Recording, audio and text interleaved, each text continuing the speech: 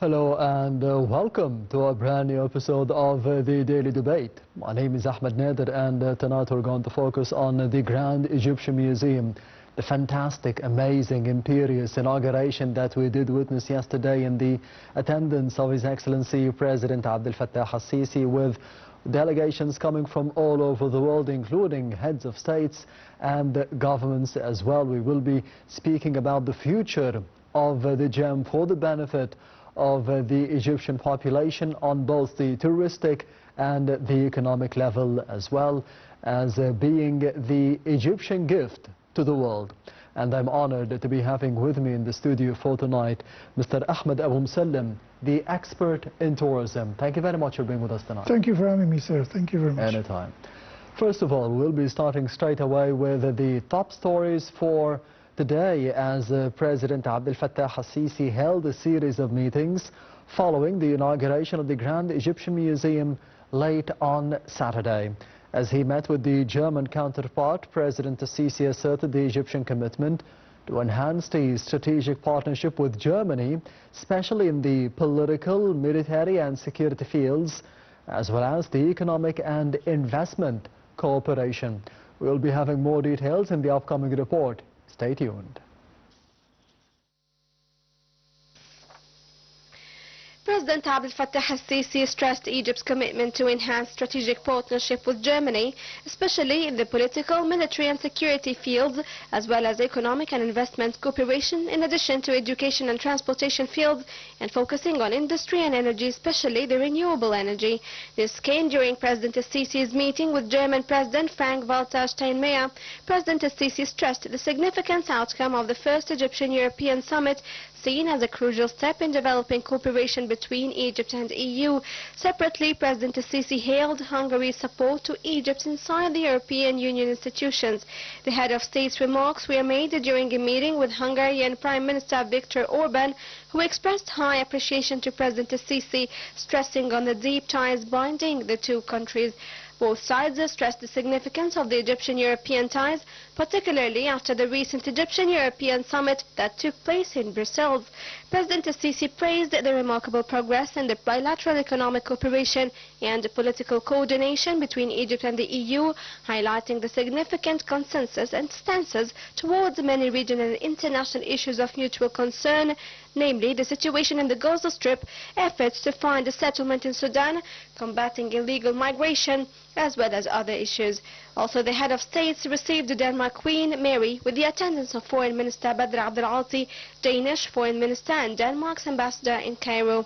Presidential spokesman Ambassador Mohammed Shenawi said that President al-Sisi highly appreciated the Queen of Denmark's participation in the Grand Egyptian Museum inaugural ceremony, which reflected the deeply rooted and distinguished ties binding Egypt and Denmark. The meeting also focused on means to enhance bilateral ties in light of President al-Sisi's visit to Denmark in December 2024, which witnessed the announcement of promoting the bilateral ties to the level of strategic partnership. President also received the Prime Minister of the Grand Duchy of Luxembourg, Luc Frieden, Prime Minister of the Netherlands, Dirk Schoof, and Belgian Prime Minister Bart de Wever. The head of state highly appreciated their participation in the Grand Egyptian Museum inaugural ceremony. President al-Sisi also expressed his gratitude for the distinguished ties binding Egypt with the Benelux countries, Belgium, Luxembourg and the Netherlands, reiterating Egypt's keen interest to increase investments with them.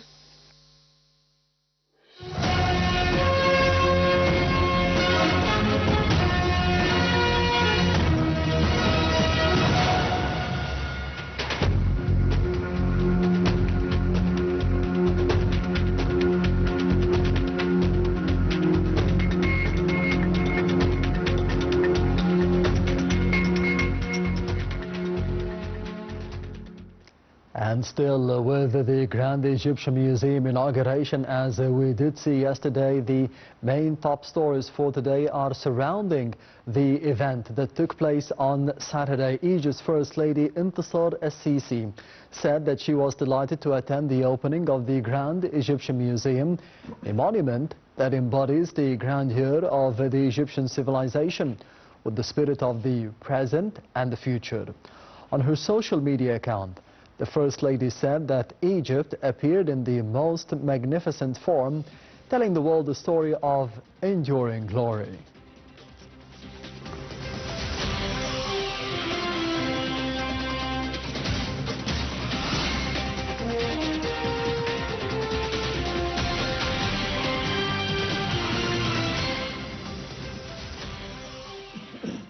Mr. Ahmed Abu Musalam, of course, we did see yesterday the fantastic inauguration of the GEM, the Grand Egyptian Museum, in the attendance of His Excellency President Abdel Fattah al-Sisi. How do you see the significance of opening such a monumental museum?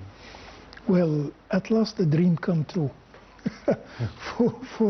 for me, it was a dream since 12 years ago, since we used to talk about this enormous project. When we used to talk about Egyptian museums and go to the most oldest museum in Egypt in 1901, which was built, the Egyptian Tahrir Museum, I usually see amazing number of monuments, 160,000 pieces. When I talk to the people, I tell them we can touch 70% of these pieces. They ask me one question: how you can take care of your heritage? Yes. You got amazing heritage. Your heritage fill up the museums all around the world. What you're planning to do to keep this heritage? Nowadays, I can tell that we can keep our heritage. After the grand opening of the Grand Egyptian Museum, people now all around the world is happy, not only the Egyptians, because they know that the Egyptian heritage will be kept in a safe hand, restored, placed in a nice vitrine, shown for the whole world in the largest museum ever created in the whole world. And thanks for the President Abdel Fattah al-Sisi that he have done the second achievement after the opening of the Civilization Museum, the Grand Egyptian Museum today. So I hope achievements will go on in that sector, our sector. This is our profession. This is our gift to the world. If we are talking about our history, this is the title. Egypt title is history. Everything starts here. So when I go to the new Egyptian Museum, now the Grand Egyptian Museum, I feel that everything will be kept in a safe hand after a lot of very important pieces around Egypt was not taken care of. So I'm really happy after the grand opening, and I'm waiting for more achievements, of course. You mentioned a couple of important points. One of them is that the tourists that you meet yourself, they come up to you and say, your heritage, your monuments, your artifacts, they are filling museums all over the world. That's true. It's not just within Egypt, and we have a lot of treasures that we even don't know about yet. But speaking about the museums that have our artifacts, the artifacts that were smuggled, that were sold, that were illegally going out of Egypt for decades and maybe centuries. Can we have the right now to be demanding those artifacts to be returning once again, especially the one in Berlin, for example, the bust of Nefertiti? That's true. That's a very important issue. Yes. Now, when I'm asking to bring Nefertiti's head from Berlin Museum, or the statue of Ham-Eunu, the designer of the Great Pyramid from Hildesheim, or amazing pieces that I really love from Boston Museum, or the Louvre, or the Fine Arts Museum, or any museum in the whole world. Number one question I used to ask myself, how I'm going to take care of it. The Grand Egyptian Museum now having more than 7 workshops for restoration. One for the wood, one for the stone, one for the glass, one for the semi-precious stones and the precious stones, even one for like a microbiology lab for the diseases that affects the monumental pieces. So we can restore the monuments of Egypt, which is really enormous number. I can tell you that a Grand Egyptian Museum will be filled with enormous number of monuments from our civilization, not any other civilization, and not stolen and not borrowed from any other country. And this is an important issue to take care of all our pieces. And if we want to ask for a piece from now on, we can tell the strategy of our plan to keep this piece alive like it was in the museum. Because the reason of the people taking pieces either legally or illegally, because you can find some of the documents that tells that some of the pieces were taken out of Egypt legally with legal documents. Were sold. Yes. And at that time it was legal. I think until the 80s they could be sold. That's true. And you will find some of them are sold in auctions. When I see that auction, I feel really sad, because some pieces worth in the insurance companies millions and billions. But for me, it doesn't, it's not about money, it's about my civilization. Everything starts in Egypt. So if you want to know history about anything, you will start from this country. So I have to keep everything alive. Imagine if you go to a place like the Valley of the Kings, and you never find any tomb intact except the tomb of King Tutankhamun, and will not discover. Is the history that we're studying now will be the same as it was? Of course not. Only one tomb from 62 tombs discovered. So I believe the new Egyptian Museum is the start. This is the start. But we have seen in the past decade or 11 years, under the tenure of President Abdel Fattah al-Sisi, a number of historic events, especially in the fields of architecture, tourism, archaeological discoveries. That's true. One of them, as we did see yesterday, the inauguration of the Grand Egyptian Museum. Before that, we had the parade of the mummies from the Egyptian Museum in Tahrir to the National Museum of Egyptian Civilization in Fustat. And between them, we did see the opening or the inauguration of the Sphinx Avenue between the Karnak Temple and the Luxor Temple in Luxor. In your opinion, which one impressed you the most? Well, I can't tell you that I don't love all my sons. Yes. Every achievement or inauguration is happening in Egypt makes me very happy. Yes. Actually, when I see the opening of any of them, I feel that we are keeping the progress. That's what we're supposed to do from years and years. How we can keep our heritage, how we can say that Egypt got 3,340 monuments registered in the UNESCO, and we're supposed to restore nearly 100,000 pieces every year. Yes. Will cost at least $30 million. That's the minimum. That's the minimum. And every year there is some pieces are worn out. Imagine when you go to visit the Egyptian Museum in Tahrir, which was built in 1901 and having 160,000 pieces, and it was supposed to be showing only 6,000 pieces, and 60,000 pieces stored, and more than 2,000 pieces thrown outside in the park area, and 70% of the pieces are touchable by the tourists. I feel sad when somebody sits on them or take a photo with them, or the sweat of their hands come on them. They will not last this way. So after what is happening, I'm really happy to get the achievements done. Like we have to look after everything, not only the museums. We're going to look about around all our monuments, because this is the history and the future for our generations. How do you see the future of the Egyptian Museum in Tahrir? Well, this is the beginning of the new era for me. Yes. I believe the generator of our future starts. The new generations have to take care of their history and their past, because studying of their past is really important for the future. Why is that?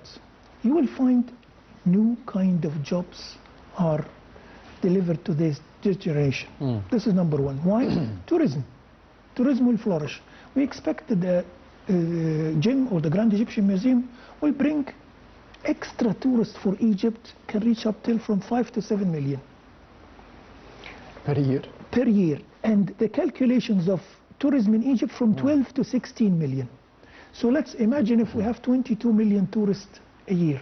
I think we had 14 or 15 million in the past around year. from 12 to 16. And that was a record We never that we had exceed, yeah, of course, record Yes. 16. So we never you anticipate that this will be increasing even more? Increasing even more to reach maybe 22 or 20 million tourists. If we reach the 20 million tourists, there is definitely new kind of industry will be introduced. Yes. Hotel industry, tourism, transportation, more jobs for a lot of people, and more studies. So I believe the new generation will find a better field in their country as if they are traveling to work in another country. That's what I mean. Yes, Mr. Ahmed, allow me to be going to the report of the daily debate for tonight, focusing on the statements of His Excellency President Abdel Fattah al-Sisi regarding the Grand Egyptian Museum, the gems, not just about being a museum for the Egyptians or Egypt's gift to the world. It will be a center for knowledge and innovation for humanity. We'll be having more details in the upcoming report. Stay tuned.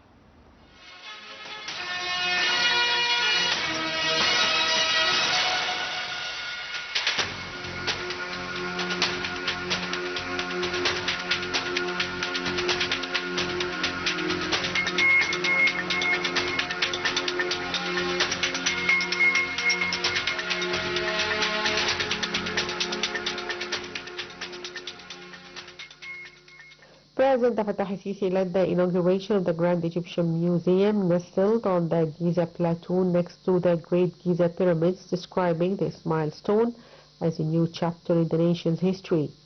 Small replicas of the Grand Egyptian Museum engraved with each country's name were replaced by world leaders, and President al-Sisi placed the final piece representing Egypt officially inaugurating the historic museum. President al-Sisi underlined that gem stands as the largest museum in the world dedicated to a single civilization. The President said, "Today we celebrate together the inauguration of the Grand Egyptian Museum. We write a new chapter in the history of the present and the future of this great nation." The President invited attendees from all corners of the world to make this museum a platform for dialogue, a destination for knowledge, a meeting place for humanity, and a beacon for all who cherish life and believe in the value of humankind.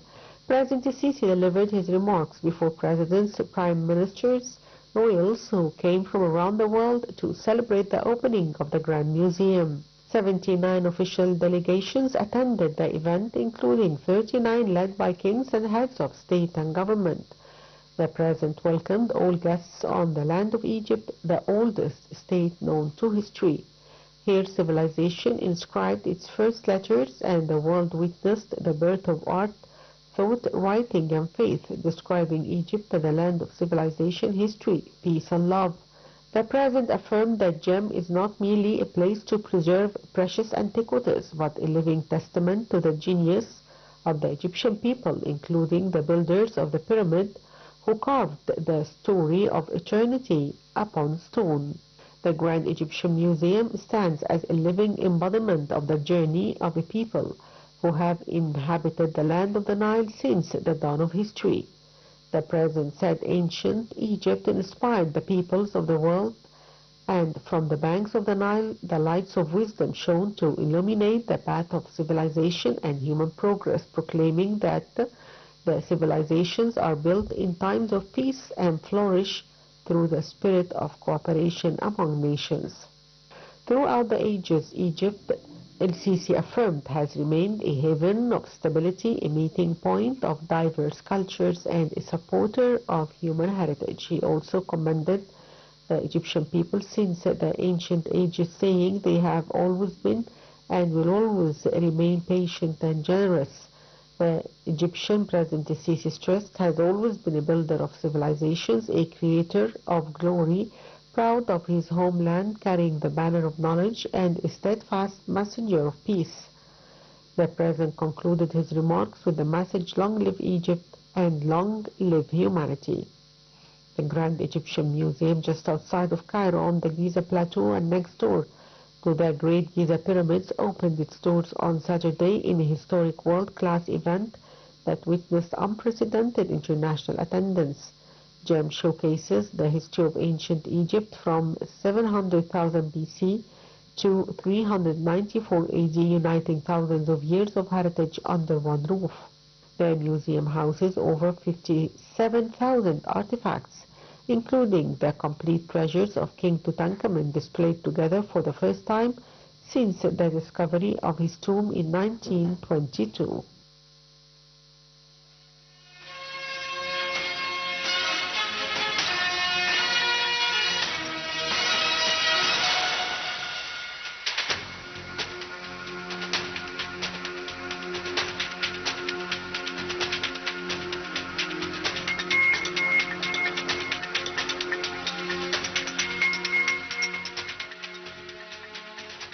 Welcome back. You're still watching the Daily Debate, and I'm honored to be having with me over the program for tonight in the studio Mr. Ahmed Musalam, the expert in tourism. Thank you very much once again for being with us Thank you, sir.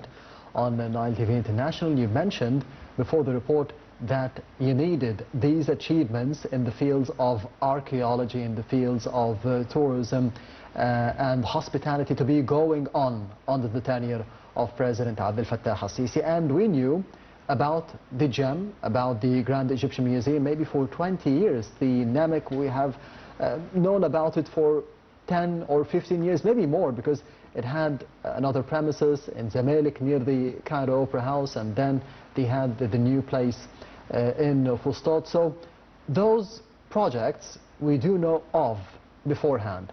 What is next, in your opinion? What is the next big thing for archaeology and tourism? Well, I usually tell, if there is no past, no future. You remind me to think a minute when the statue of King Ramses II was moving from Ramses Station. In 2006. In 2006. Yes. In the heart of the square, we were thinking how this long piece of art will be moving. We know that Dr. Sahi and a lot of experts at that time started to make a design to move the piece as one of the largest monumental pieces still existing as one whole piece, weighing more than 83 tons. And some of the people were really sad to move the statue. So they were thinking of moving the statue lying down as if he's dead, or standing as if he's a king moving from his place to another place. Some Egyptians cried. Some Egyptians cried when he was moving, actually. Yes. I feel when he was moving alive, standing like that, like this is giving me a message that we're taking care of what's coming next. Yes. And when it starts to place, to move to the new Egyptian Museum, as if it's lighted the place there, which was a desert for me in the area of Ramay. I was considering this area It was the desert. first thing to be, the first object to be transferred there. First object to be transported there. Yes. And I believe the event itself mark in the people's mind that Egyptians are taking care from their monumental pieces, taking care from their heritage, and start to plan for the future. So it comes in my mind that this will be the seed for the beginning. And I was wishing in every achievement to reach up the thing that we reached is yesterday, the opening of the Grand Egyptian Museum. So from now and then, I believe after the movement of amazing number of pieces, King Tutankhamun collection, I was really not believing that the 5,400 or 5,000, nearly 500 pieces are going to move safe, restored and placed in the new gallery for King Tutankhamun in the new Egyptian Museum. And the gallery of the solar boat that was already moved from 3 years ago. For Khufu. For Khufu, for King Khufu. Then the 12 galleries that was opened later. I feel the achievements is coming bit by bit to reach enormous number of monuments under one ceiling for one museum, for one civilization. Now it's considered to be as 4 times larger than the greatest museum in the whole world. So this tell me that I can achieve. And next achievements will be a copy from that. Why not? Why not new discoveries? Why not restoring most of our Egyptian monuments? Spending more money in that sector will flourish more about history and tourism. Investing, yes. Of course. People will think of investing in this sector, not just to build hotels and to build restaurants or to make the infrastructure that was constructed on the last 10 years. Help us a lot to achieve these achievements, and we will build on that. This was the beginning, because I can't believe to think about the zero of what we call it, the Mondial, yes. because the streets... 2010. Yeah, yes. The streets was very narrow, and the 6th of October bridge are only 2 lanes, and people will not accept to come in a place that will have traffic problems.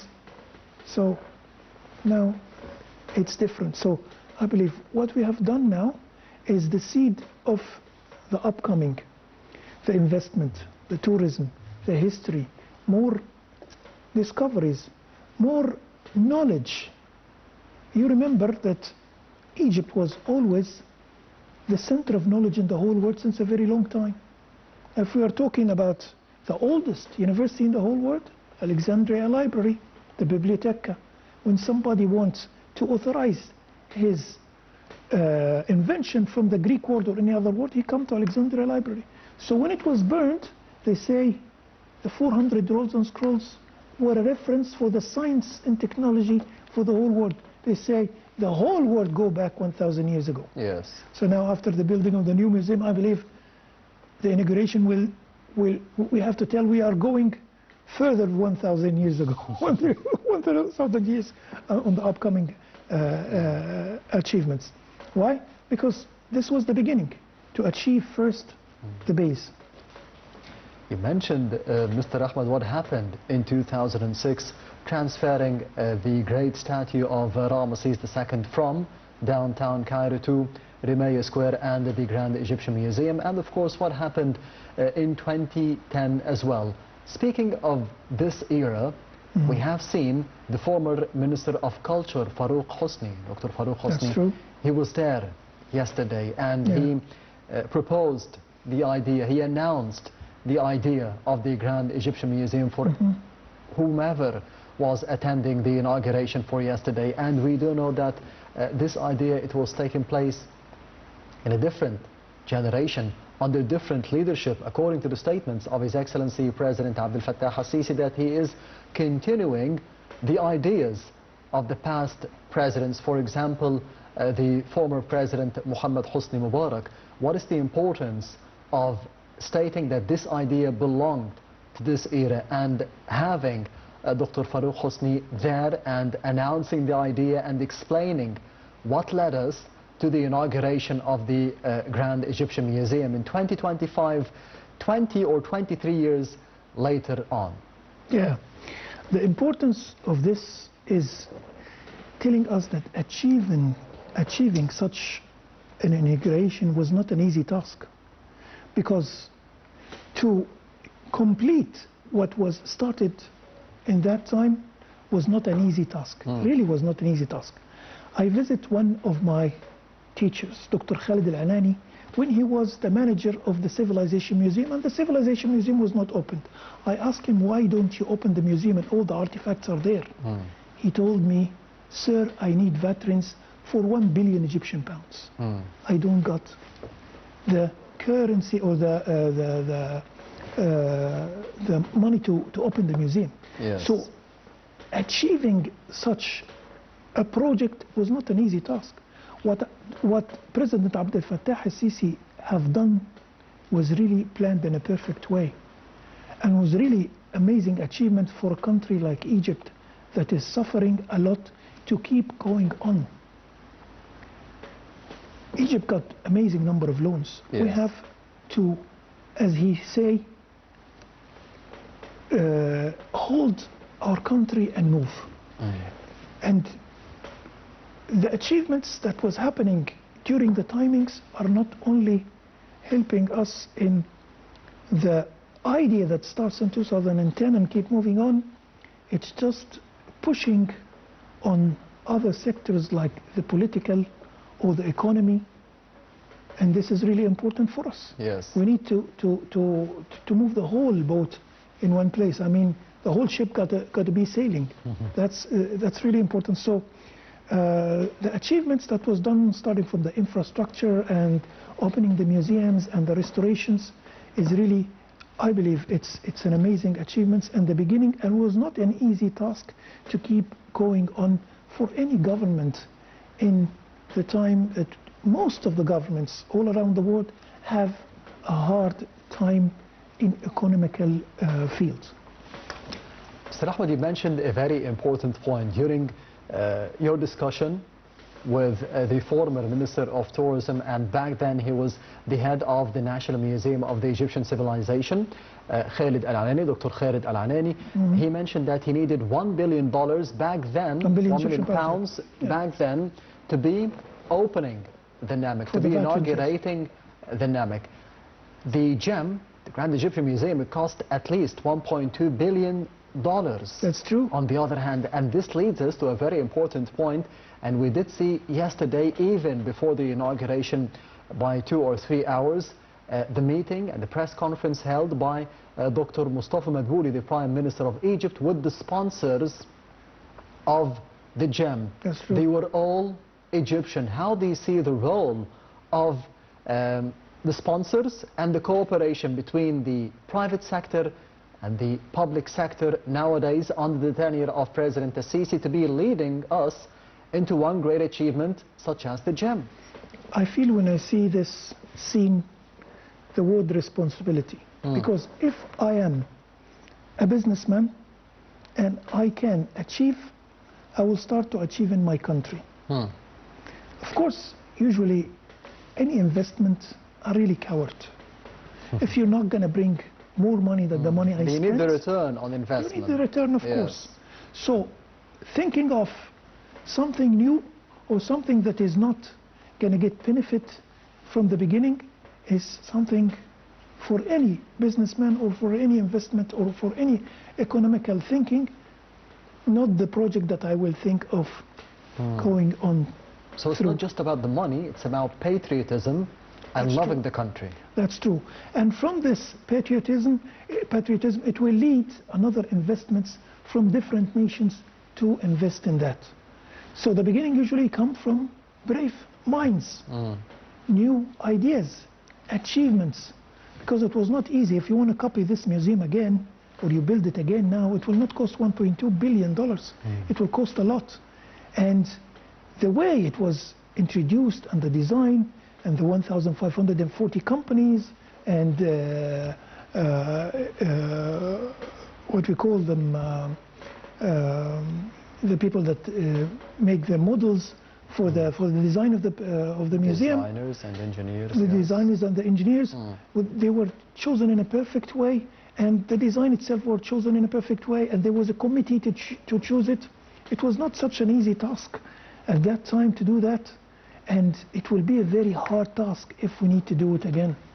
And that's why achieving the rest of it is an important thing. Speaking of achievements, this will lead us to a very important point, which is the pride of the Egyptians of what happened yesterday, of the inauguration of the Grand Egyptian Museum. And this is not the first time, because during the parade of the mummies from Tahrir Square to Fustat, everyone was happy. Everyone was proud of what happened. We are proud of our ancient civilization, of the pharaohs of ancient Egypt, and everyone thinks, I would have loved to be living back then in the ancient Egyptian times.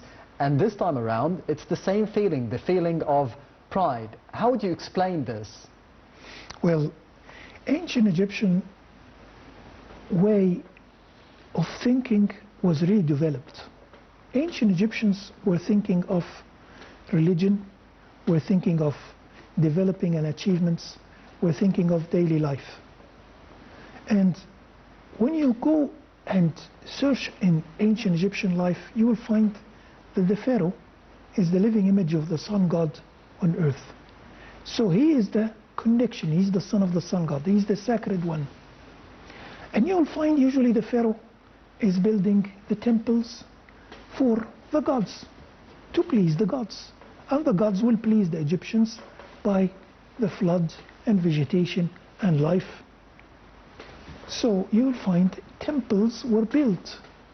So even when you go to the Grand Egyptian Museum and have a look to the 70 beautiful pieces of art that was placed on the grand staircase, Yes. you will find the same idea.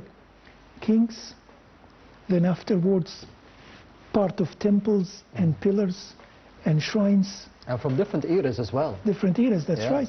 And gods, then some of what we found in the tombs like sarcophagi, and at the end the pyramids, you will see that's At the very top. at the very top, which achieve what? Achieve resurrection, eternity. And that's what the ancient Egyptians were thinking of. They were thinking of that everything was planned to reach the perfect, to be perfect, to be reaching eternity. And from this, a system starts. If we say that the ancient Egyptian civilization is extended to more than 36,000 years, Yes. and civilization starts from 7,000 years, and dynasty starts from 5,200 years, this doesn't come like this. It comes by planning, by what I call the system. They started the system. They started classifying the achievements at that time. They start building a government house at the beginning of their civilization. Then they don't came up building a pyramid like that. Yes. It was at the beginning just a bit in the ground, then a mastaba, then a step pyramid, then a pen pyramid, then a steep pyramid. Zoser and Djesser. So, of course. Yes. And King Senefru, the father of King Khufu. I usually tell my people, if you have this mobile from 50 years ago and show your husband or your wife your photo, you'll say you're crazy. Nothing is called mobile. I can't see my picture there. Yes. This was developed up till it became a mobile. The same idea in ancient Egypt. Why we call it a civilization? Everything was developed by the time. When you look to the oldest pyramid, you'll find date palm logs, you'll find lime paste, you'll find unorganized stones. But when you look to King Khufu and King Khifren pyramid, you'll find no space to pass a razor. This is what I call civilization. On the other hand, speaking of pride, because on the 6th of October, in the past month, we celebrated the war victory against Israel. Of course, all the Egyptians celebrated, but we also celebrated the landslide victory of Dr. Khalid Al-Anani as being elected as the new Director General of the UNESCO. UNESCO, yes. How proud are you of that, especially that you had a personal relationship with him? Of course, Dr. Khalid Al-Anani is my teacher since a long time, and I was really proud to reach this position because this is the position that he deserves. He is a really, I call it superior genius in his field.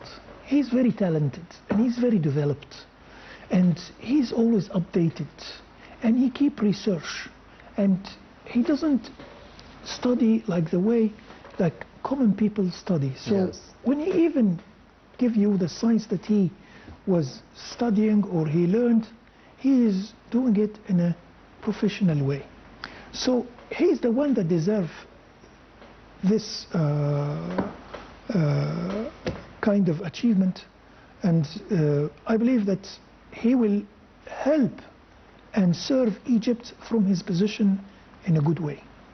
And we have seen yesterday during the inauguration, of course, the gem is Egypt's gift to the world. We have seen leaders from all over the globe, kings and queens, the Queen of Denmark, the Queen of Jordan, for example, the President of Colombia, the President of the Congo. How do you see the importance of such a high-level list, an elite list of people coming and seeing the inauguration of the gem? Of course, this is really important to attract people's mind from all around the world. Attract the cameras. We used to have 450 channels yesterday was attracted to the event. Like the time the presidents visit the opening of the Biblioteca or Alexandria Library, the same thing happened. And tourism were posting after this event for nearly 2 years on a different scale. But in the case of the Grand Egyptian Museum, this are telling the whole nations that people now are thinking of culture in the country of Egypt, thinking of science in the country of Egypt, thinking of achievements that will be done in the coming time in more than one sector. So I believe if you got 10% of the people that was invited even come to see that event, and a huge number of people came actually, I believe their nations will be interested in investing or putting in their plan visiting such a country. And that will tell us that the upcoming maybe 5 years are fully booked in tourism. And this is really important for us. Yes, good news to us, Mr. Ahmed Abu Musalam, the expert in tourism. Thank you very much for being with us tonight on the Daily Debate. Thank you for having me, sir. It's my pleasure. And this brings us to the end of the Daily Debate for tonight. However, I will be leaving you with the latest presidential activities of His Excellency President Abdel Fattah al-Sisi that took place over the past week, all wrapped up in the upcoming report. Thank you for watching, and I'll be seeing you tomorrow.